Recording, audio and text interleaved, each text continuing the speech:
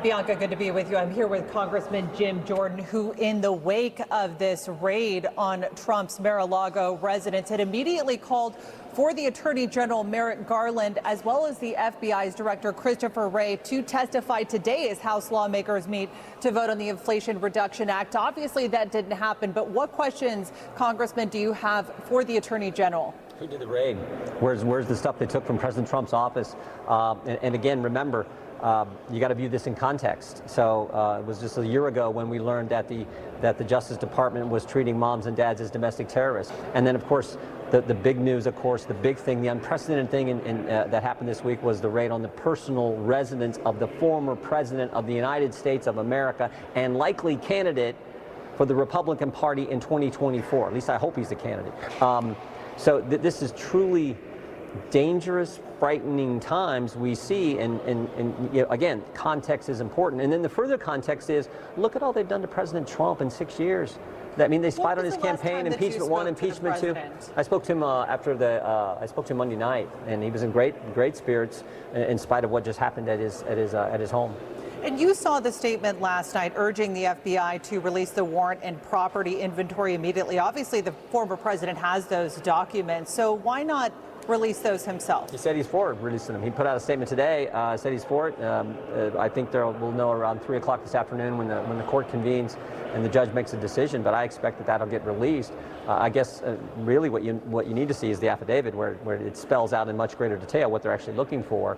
But yeah, President Trump was working with them. We've learned some important facts this week. We learned that they had been to Mar-a-Lago. President Trump let him in. One trip, President Trump went down and talked to the agents.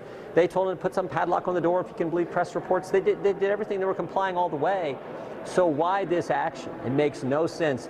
But when you view it in context, you view it in what they've done to him, spied on his campaign, impeachment one, impeachment two, January 6th committee designed to keep him off the ballot, and then, of course, that now culminating in a raid on his personal residence. This is, again, something that the American people are fed up with, because I heard from them as I was traveling around our district the last several days. Do you believe an informant inside the former president's inner circle assisted the FBI in making this raid possible? I have no. I learned a long time ago that so much of what you hear from the mainstream press, don't believe it because it's not true. So we'll have to wait and see. Maybe it is, maybe it is. I don't know. What I do know is I don't believe the president has done anything wrong. I believe what the FBI has done, in light of their history, remember this, remember the name Kevin Clinesmith. Kevin Clinesmith altered evidence that was taken to the court in order to do the initial spying on President Trump back in 16 and 17. And thank goodness the Inspector General at the Justice Department, Mr. Horowitz, figured that out. I mean, when you falsify stuff going to the court, that's why we need to see the affidavit, because that's what prompted this whole thing. That's what they took to the court to get this warrant to go raid President Trump's home. One published report today stated that some senior Republicans have been warned by allies of Mr. Trump not to continue to be aggressive in criticizing the Justice Department and the FBI over the raid, because it was possible that there was more damaging information related to the search that would become public. Your reaction? Again, I look at the history. History tells me, wow, the fact that they've altered evidence before. I'll tell you what else. We've had 14 agents. 14 FBI agents come to our office in the past few months, come to our office as whistleblowers, telling us all the ridiculous things, political things that are going on at the Justice Department. So that tells me to be skeptical of what they're saying. I think any American, that's why you're seeing the reaction from so many Americans. They know deep down this doesn't make sense, this was not warranted, this was unnecessary, this was wrong.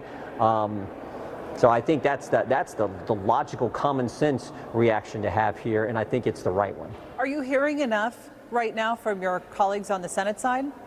Well, I give the leadership on our side tremendous credit. You saw the statement from Leader McCarthy on Monday night. I think it was right on target.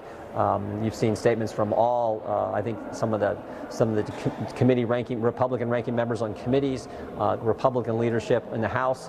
So I think that's the right position. That's why we've said what we've said. And frankly, I think that's the position that the American people have, the vast majority of the American people.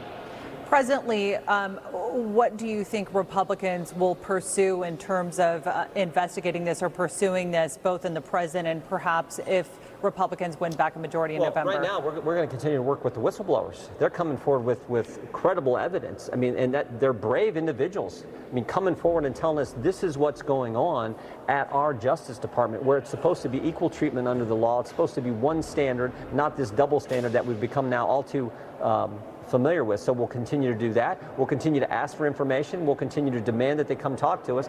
Obviously, they're not. I mean, think about today. We're all here.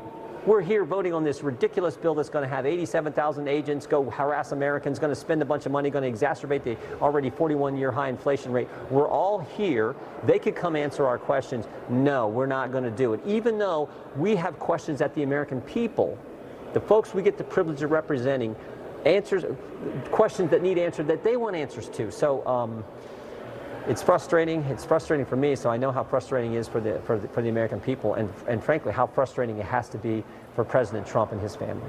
Well, the Senate Senate votes in person, but the House is still voting remotely. It reported that 150 of your colleagues are going to be voting remotely today.